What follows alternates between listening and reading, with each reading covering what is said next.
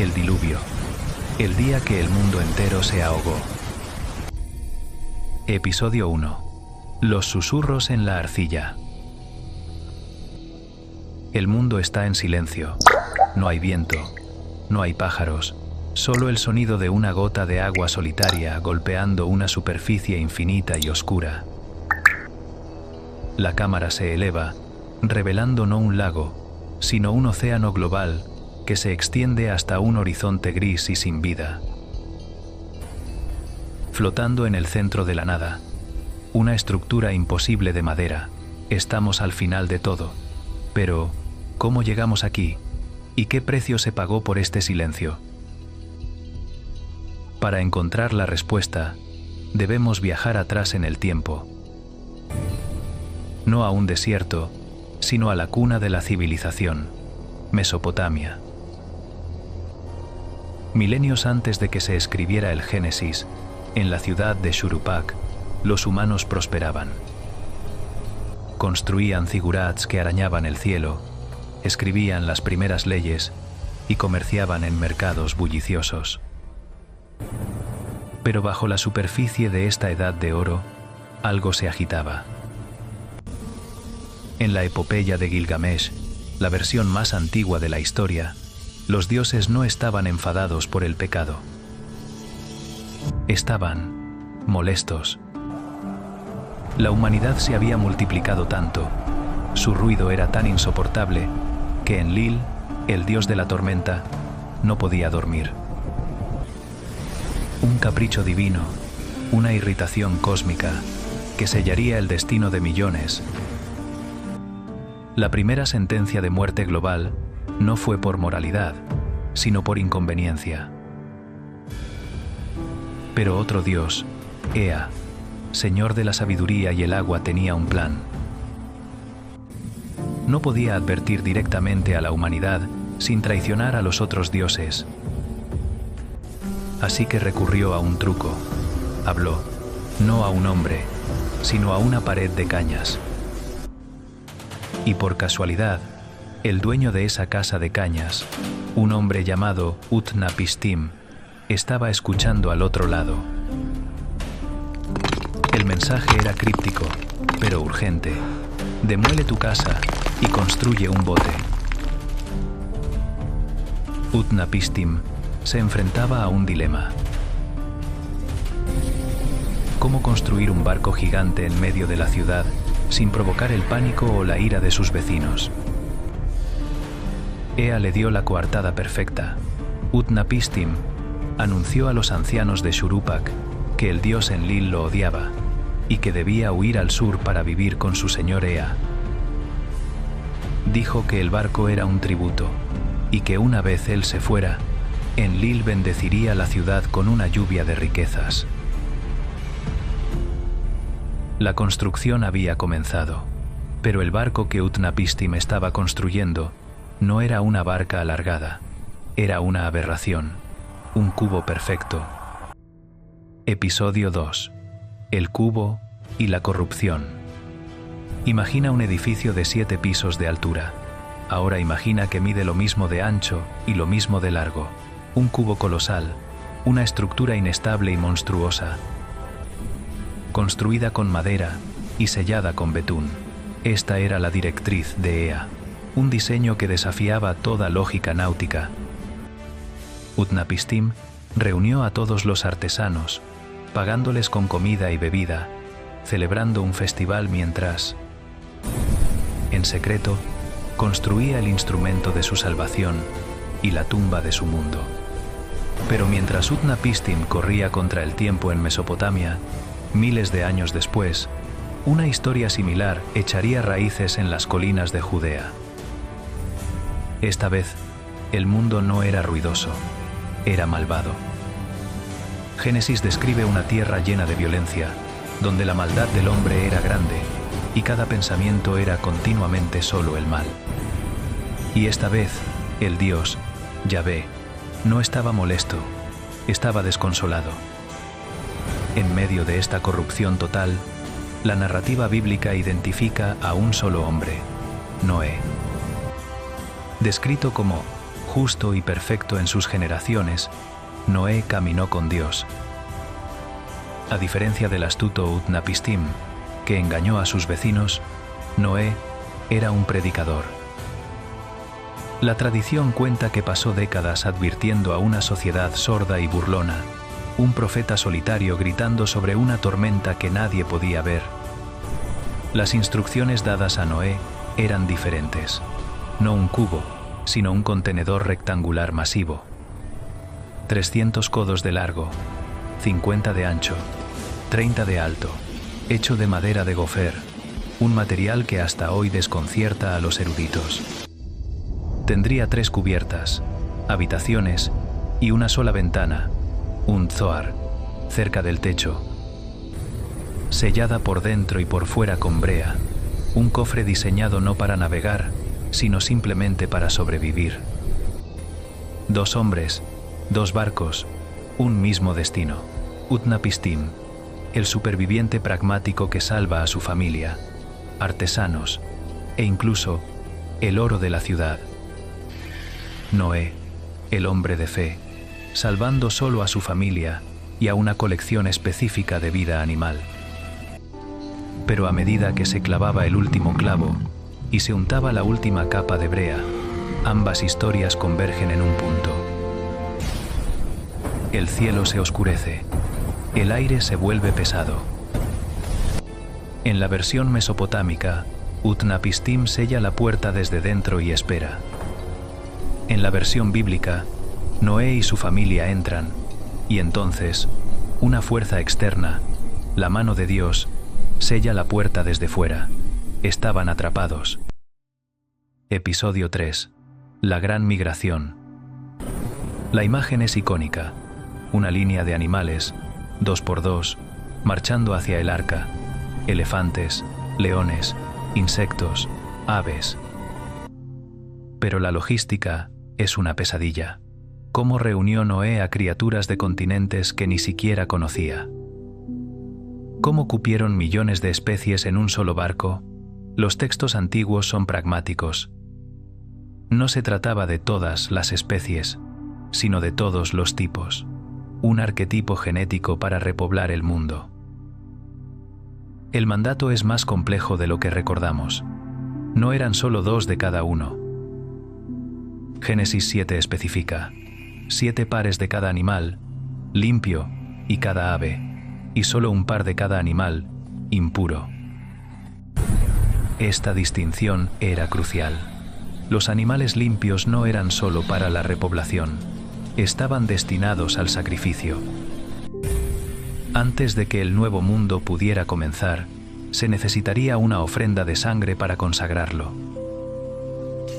Utnapishtim cargó su cubo con oro, plata y los artesanos de la ciudad. Noé cargó el suyo con vida. En ambas historias, la puerta se sella. Imagina la escena fuera del arca, los vecinos que se burlaron, la familia lejana que no escuchó. El aire se vuelve eléctrico. Los animales en el interior del barco comienzan a gritar, un caos de sonidos ahogado por la madera.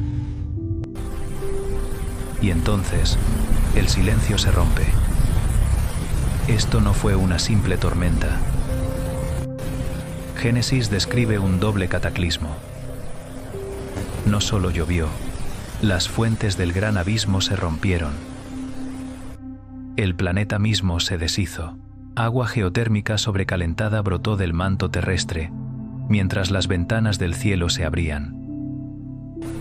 Era un evento tectónico, volcánico y atmosférico, un reinicio planetario violento. En la epopeya de Gilgamesh, el terror de los propios dioses es palpable. La diosa Ishtar grita como una mujer al dar a luz. Los Anunnaki, los grandes dioses, se acurrucan como perros en el cielo más alto, muertos de miedo por la destrucción que ellos mismos desataron.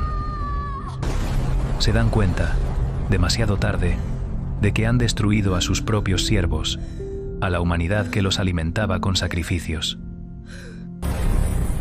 El arca comienza a moverse, no por el viento, sino por el agua que sube.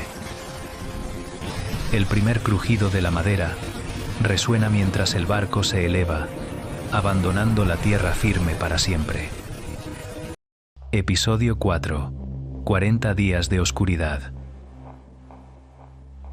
El arca flota durante 40 días y 40 noches. Según el Génesis, la lluvia no cesa. Es un número simbólico. 40 años en el desierto, 40 días de ayuno de Cristo, es el número de la prueba, de la purificación, del castigo. El mundo está siendo lavado, bautizado en la muerte para renacer, pero dentro del arca es un infierno claustrofóbico. Imagina el olor, cientos de animales, sin jaulas modernas, en un espacio cerrado, el miedo. La comida y el agua dulce, finitos. Las tradiciones judías posteriores llenan los vacíos del texto, describiendo a un Noé que no durmió durante todo el año, alimentando constantemente a las criaturas, distinguiendo a las nocturnas de las diurnas, un cuidador de zoológico en el Apocalipsis. Mientras la familia de Noé sobrevive, el mundo de abajo perece. La narrativa es brutal, sin concesiones. Todo ser viviente que estaba sobre la faz de la tierra fue destruido, dice Génesis, desde el hombre hasta el ganado, los reptiles y las aves. La cámara de la narración no se detiene en su sufrimiento. Es un borrado, un acto de descreación cósmica. La historia de Gilgamesh nos da el momento de emoción que el Génesis omite. Cuando la tormenta amaina después de 7 días, Utnapishtim abre una ventana. Miré el clima, dice, y la calma se había asentado. Pero entonces, mira hacia abajo, y toda la humanidad se había vuelto de arcilla. Abrí una escotilla, y la luz cayó sobre mi rostro. Me agaché, me senté y lloré.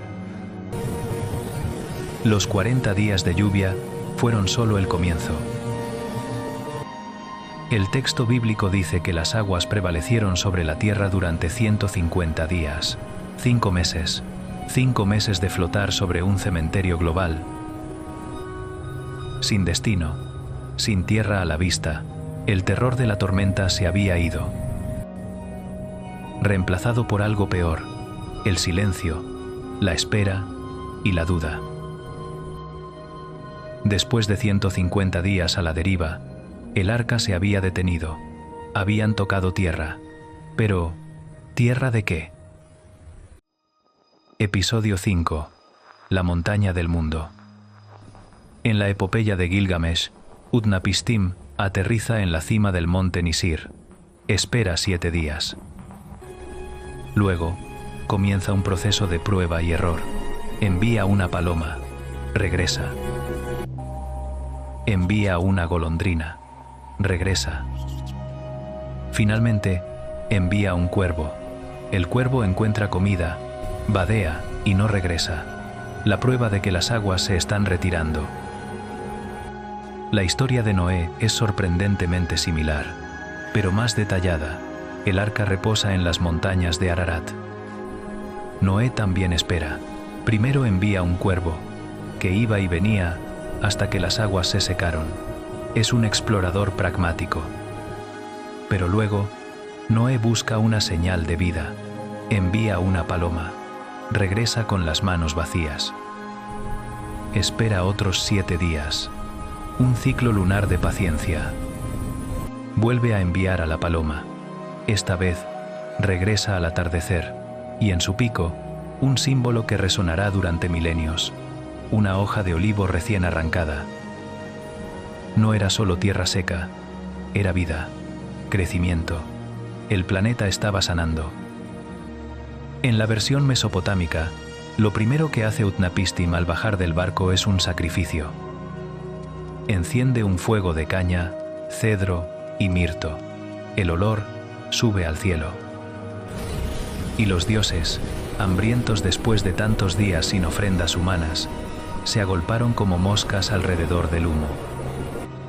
Habían aprendido la lección, no aniquilar a la humanidad, sino controlarla. Noé espera. Incluso después de la hoja de olivo, espera. Envía a la paloma una tercera vez y no regresa. Las aguas se han ido. Pero él no sale. Noé, el hombre obediente, espera una orden directa. Pasa casi un año entero dentro del arca antes de que la voz de Dios finalmente hable de nuevo. Sal del arca. El mundo se había salvado. Pero la familia que desembarcó no era la misma que entró, y la primera acción de Noé en el nuevo mundo revelaría una fractura que definiría el futuro. Episodio 6. El pacto y la maldición. Lo primero que hace Noé, al igual que Utnapishtim, es construir un altar, pero su sacrificio es diferente. Toma uno de cada animal, limpio y ave limpia, los mismos que había traído en 7 pares, y los ofrece como holocaustos. El olor agradable sube a Dios, quien hace una promesa. La promesa es el primer pacto, o convenio, entre Dios y toda la humanidad. Nunca más volveré a maldecir la tierra, ni destruiré todo ser viviente. Y como señal de este pacto, Dios coloca su arco en las nubes, el arco iris, un arma de guerra celestial, ahora colgada, apuntando lejos de la tierra, una tregua cósmica. El mundo nuevo comienza. Noé, el salvador de la humanidad, se convierte en agricultor, y Noé comenzó a labrar la tierra y plantó una viña. Es la primera cosecha mencionada después del diluvio. Pero este nuevo comienzo no es perfecto, porque la humanidad que se salvó seguía siendo humana. La historia da un giro oscuro. Noé bebe el vino de su viña, se emborracha y yace desnudo en su tienda. Su hijo Cam ve la desnudez de su padre y se lo cuenta a sus hermanos, Sem y Jafet. Ellos, caminando de espaldas para no ver, cubren a su padre con un manto. El acto es ambiguo, pero la reacción de Noé no lo es. Noé no maldice a Cam, el hijo que pecó, maldice a su nieto, Canaán, hijo de Cam. Maldito sea Canaán, siervo de siervos, será a sus hermanos. Es un momento impactante. El primer acto de la humanidad postdiluvio, después del pacto del arco iris, no es la paz, sino una maldición familiar que tendrá eco, trágicamente, durante milenios. El diluvio había terminado. El mundo estaba limpio, pero el pecado, la corrupción y el conflicto no se habían ahogado. Simplemente habían estado a bordo del arca todo el tiempo. Episodio 7. Los ecos del agua. La historia de Utnapishtim y Noé no está sola. Es un eco. Etnógrafos y mitólogos han catalogado cientos de historias de diluvio en casi todas las culturas del planeta. Desde los aztecas en México hasta los aborígenes de Australia, desde Deucalión, en la antigua Grecia, hasta Manu en la India. La humanidad comparte una memoria de agua. ¿Por qué? ¿Es solo la experiencia humana universal de vivir cerca de ríos que se desbordan? ¿O es el eco de un evento real, un trauma geológico tan masivo que se imprimió en nuestro ADN cultural?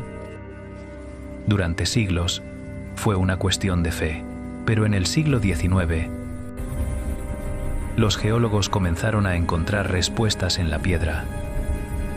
En 1997, los geólogos William Ryan y Walter Pittman propusieron una teoría asombrosa, que hace unos 7.500 años, el Mar Negro era un lago de agua dulce mucho más pequeño.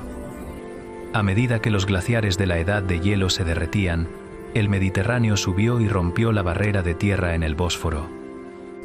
El agua salada rugió con una fuerza inimaginable, inundando cientos de miles de kilómetros cuadrados. Pueblos enteros quedaron sumergidos en cuestión de meses. Los supervivientes, los agricultores neolíticos de esa cuenca, huyeron en todas direcciones. llevando consigo la historia aterradora de un diluvio que lo había consumido todo. ¿Podría ser este el origen del mito que Utnapishtim contó? Pero para muchos, la ciencia local no es suficiente. La búsqueda del Arca de Noé literal continúa.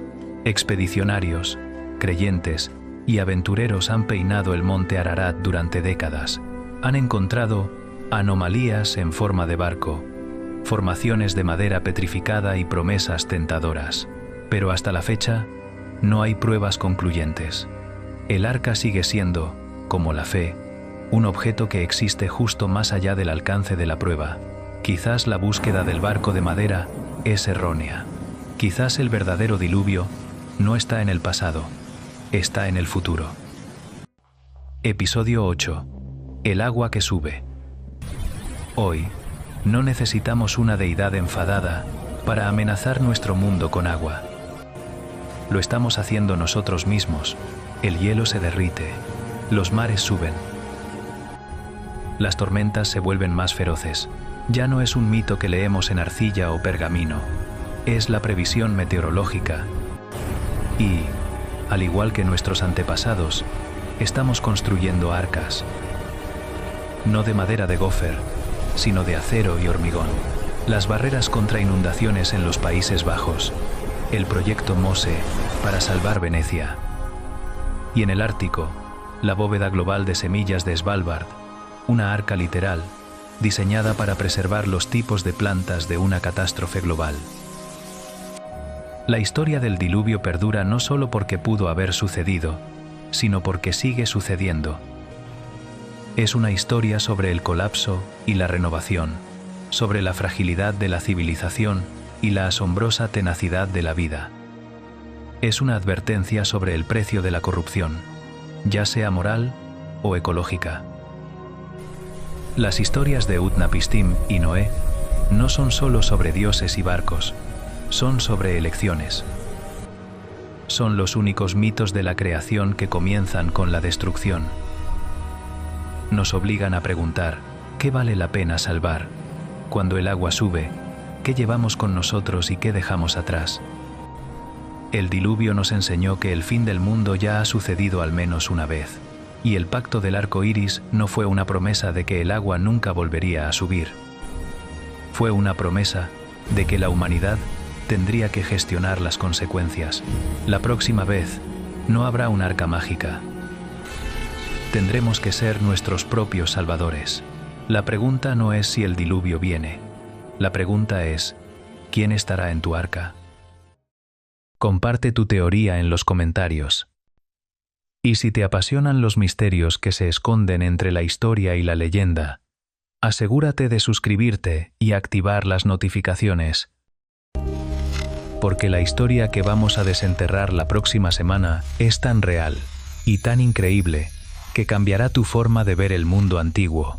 Gracias por acompañarme en este viaje.